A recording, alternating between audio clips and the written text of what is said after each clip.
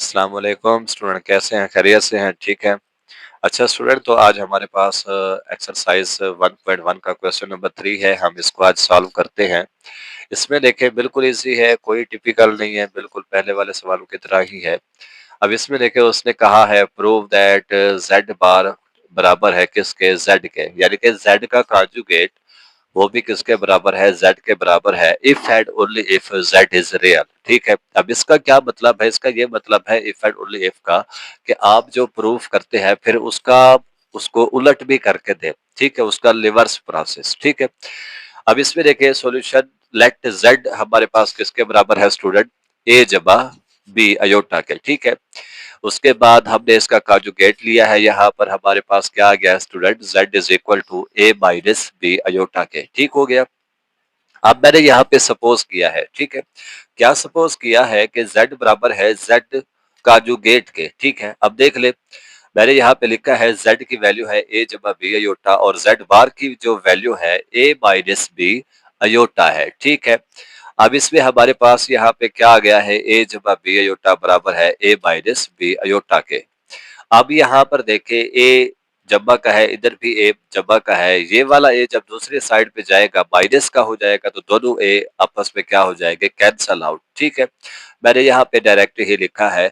अब बाकी मेरे पास क्या बचेगा? ए तो कैंसल आउट हो गया। बाकी मेरे पास यहाँ पे क्या आ जाएगा स्टूडेंट के बी अयोटा बराबर है माइनस बी अयोटा के। ठीक है। अब देखें ये माइनस का बी अयोटा है, जब दूसरी साइड पे आएगा तो किसका हो जाएगा? जमा का हो जाएगा। ठीक है। एक बी अयोटा ये लिखा हुआ है, एक ये है। ठीक है। जब दोनों ही एक साइड पे आ जाएंगे तो क्या हो जाएंगे? जमा हो जाएंगे। तो हमारे पास आंसर क्या आ जाएगा? टू बी अयोटा के। ठीक है। अब ये अयोटा इधर जाके डिवाइड होगा जीरो के साथ। ठीक है। तो जवाब आएगा जीरो। टू भी इधर जीरो के साथ डिवाइड होगा तो जवाब हमारे पास क्या आएगा स्टूडेंट? जीरो आएगा। ठीक है। अब देख ले बी का जवाब हमारे पास क्या आ गया है? जीरो आ गया है। अब इसी बी की वैल्यू को आप इस जेड में पुट कर दे। ठीक है। जेड हमारे पास किसके बराबर है? ए जमा बी अयोटा के। ठीक हो गया। अब जब हमने जेड की जगह पे लिखा है जेड में, बी की जगह पे लिखा है बी किसके बराबर है स्टूडेंट? यहाँ पे जीरो के बराबर है। तो हमारे पास क्या आ जाएगा? जेड बराबर है किसके student? z is equal to a k. ठीक है। z is equal to a k आ जाएगा हमारे पास यहाँ पे। ठीक है जी। अब उसके बाद स्टूडेंट हमारे पास यहाँ पे क्या आ जाएगा कि इसमें जरा देख ले, ये वीडियो थोड़ी सी ब्लर हो गई थी।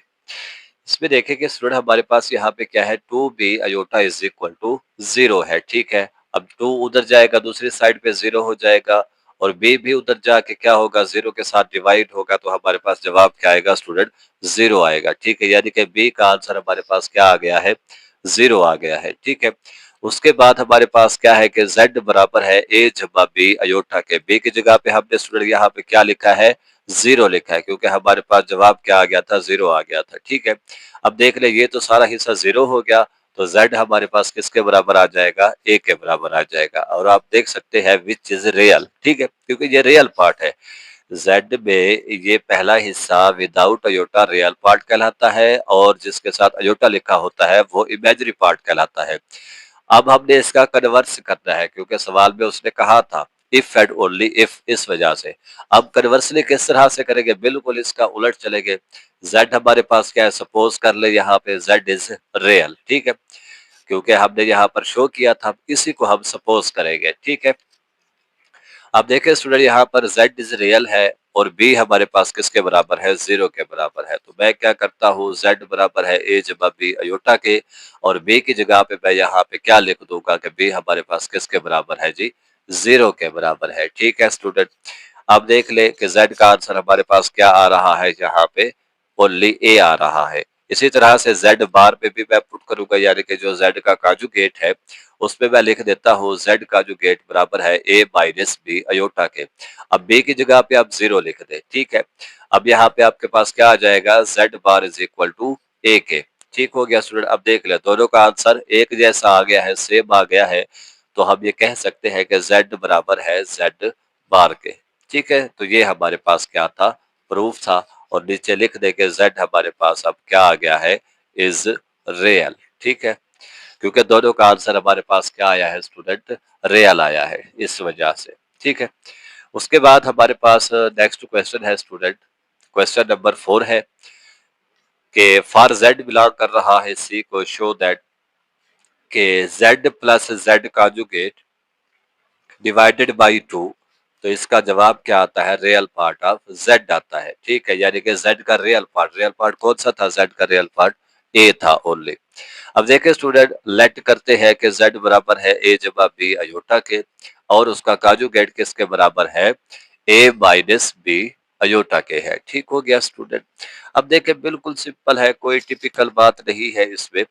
अब हमारे पास यहाँ पे क्या आ जाएगा स्टूडेंट, इन दोनों को क्या करना है, जमा करना है, z जमा z कांजुगेट। ठीक हो गया, इन दोनों को मैं ऐड कर रहा हूँ, z हमारे पास बराबर था a जमा b अयोटा के, और z कांजुगेट किसके बराबर था, a माइनस b अयोटा के। अब देखें b अयोटा ये जमा का है, ये b अयोटा माइनस का है, दोनों क्या हो जाएंगे, कैंसल आउट हो जाएंगे।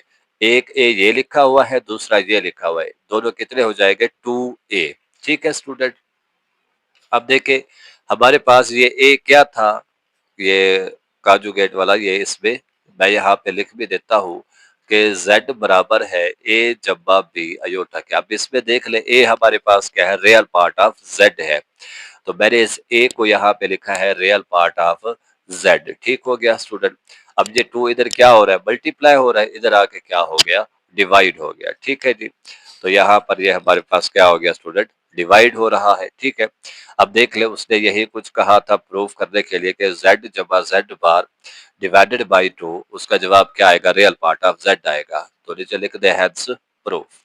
इसकी अगली जुज है स्टूडेंट, इसी सवाल के नेक्स्ट जुज है, उसने कहा है कि z माइनस z बार, ठीक है, यानी कि z minus z conjugate divided by 2 iota किसके बराबर है, इमेजरी पार्ट ऑफ z के। बिल्कुल उसी तरह से करना है, कोई मुश्किल बात नहीं है स्टूडेंट। तो यहाँ पर हमारे पास क्या आ जाएगा स्टूडेंट, लेट कर ले, z बराबर है किसके, a जमा b अयोटा के, और z बार किसके बराबर है student, z minus b iota के। ठीक है, अब हमने इन दोनों को क्या करना है, माइनस करना है। पिछले सवाल में क्या किया था स्टूडेंट, प्लस किया था, और यहाँ पर हम क्या करेंगे, माइनस करेंगे। अब देखिए दोनों को मैं माइनस कर रहा हूँ, ए जमा बी अयोटा। स्टूडेंट यहाँ पे ये वाले जो माइनस है, इसके साथ मैंने डायरेक्ट जर्ब कर दिया। देखिए किस तरह से किया है, माइनस को इस ए के साथ जर्ब करें तो माइनस का ए आ जाएगा, इसी माइनस को माइनस के साथ जब आप जर्ब करेंगे तो क्या आ जाएगा, प्लस बी अयोटा आ जाएगा। ठीक है, अब इसमें कौन से वैल्यूज कटेगी, रियल वाली। पिछले में कौन सी कटी थी, इमेजरी वाली, यहाँ पर कौन सी कटेगी, रियल वाली। ए से ए कट जाएगा, एक बी अयोटा ये लिखा हुआ है, दूसरा ये लिखा हुआ है, दोनों को ऐड करेंगे तो कितना हो जाएगा हमारे पास, 2b अयोटा हो जाएगा। ठीक है, और आप देख सकते हैं ये जो b लिखा हुआ है, मैं यहाँ पे दोबारा भी लिख देता हूँ ताकि आपको ये जो पॉइंट है मजीद क्लियर हो जाए, a जमा b अयोटा के। अब देखिए b हमारे पास क्या है, यहाँ पे इमेजरी पार्ट ऑफ z है। ठीक है, और बाकी हमारे पास क्या है, 2 अयोटा है, इसको मैंने लिख दिया इमेजरी पार्ट ऑफ z। अब ये 2 अयोटा यहाँ पे क्या हो रहा है स्टूडेंट, मल्टीप्लाई हो रहा है, इधर आके हमारे पास क्या हो जाएगा, ये डिवाइड हो जाएगा। ठीक है, तो अब देख ले, z minus z bar divided by 2 iota, जो कि किसके बराबर है, इमेजरी पार्ट ऑफ z के। यही हमने प्रूव करना था। ठीक है स्टूडेंट, तो बाकी इंशाल्लाह हम अगली वीडियो में नेक्स्ट सवाल को हल करेंगे। ठीक है स्टूडेंट, अल्लाह हाफिज।